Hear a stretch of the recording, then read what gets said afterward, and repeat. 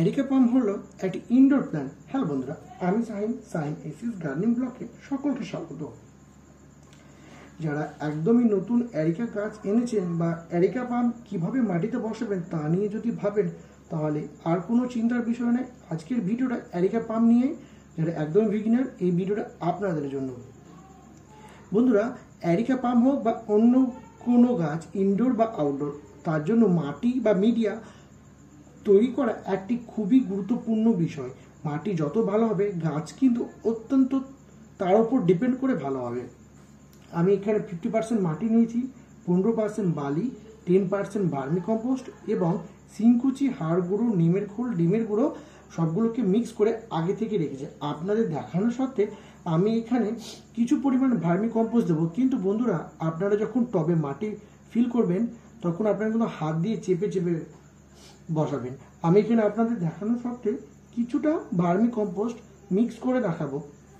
হ্যাঁ, আরেকটি বিষয়, আপনারা যারা এরিকা পাম মাটিতে বসাবেন ভাবছেন, তারা কিন্তু বিশেষ লাভ পাবেন। এই গাছ মাটিতে বসালে কিন্তু 20 থেকে 40 ফুট পর্যন্ত এর উচ্চতা হতে পারে, এবং টবে যদি বসান তাহলে এর হাইট মিনিমাম 15 থেকে 25 ফুট হতে পারে, কিন্তু ব্যতিক্রম না হওয়ারও সম্ভাবনা আছে।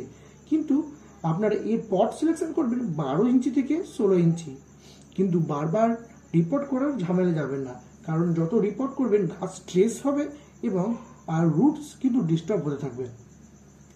এরিকা পামের মাটি প্রস্তুতি যদি ভালো হয়, তার জন্য আমরা এখানে বালি দিয়েছিলাম, যা ড্রেনেজ সিস্টেম খুব ভালো হবে। ড্রেনেজ সিস্টেম যদি ভালো হয়, তাহলে এরিকা পামের গাছ কিন্তু খুব সহজেই গ্রো হবে এবং গাছটি মারা যাবে না, কারণ এই গাছ খুব একটু জল পছন্দ করে না। তার জন্য এই গাছের মাটি দোআঁশ মাটি বা বেলে মাটি নিতে পারেন। তাই আমার এখানে দোআঁশ মাটির সম্ভাবনা, আমি এঁটেল মাটির সঙ্গে 15% বালি মিক্স করেছি।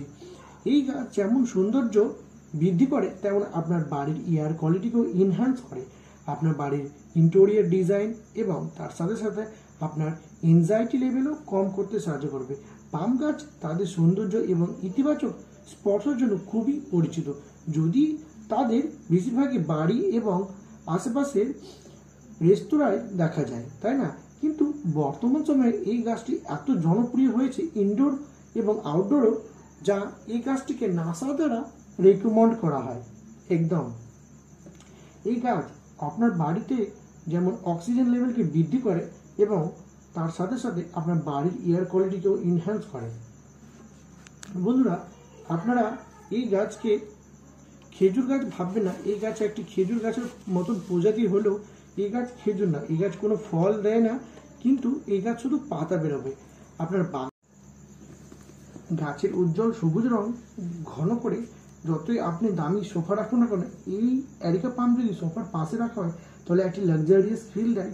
এবং এই গাছ একটি লো মেনটেন্যান্স প্ল্যান্ট, যা আপনার খুব একটি দেখাশোনার প্রয়োজন হয় না। আপনি যদি সপ্তাহে একদিন জল দেন, তাহলে আর জল দেওয়ার কোনো ঝামেলা থাকে না। আপনারা যদি অফিস গোয়িং বা বিজি লাইফস্টাইল লিড করেন, তাদের জন্য এই